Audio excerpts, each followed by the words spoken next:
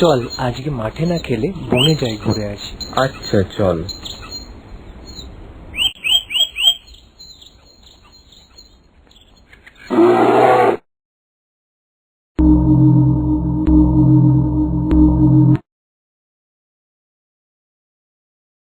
শুনেছি ভাল্লুক নাকি মৃত প্রাণীদের ছোঁয় না, আমি বরং মরার মতো শুয়ে থাকি।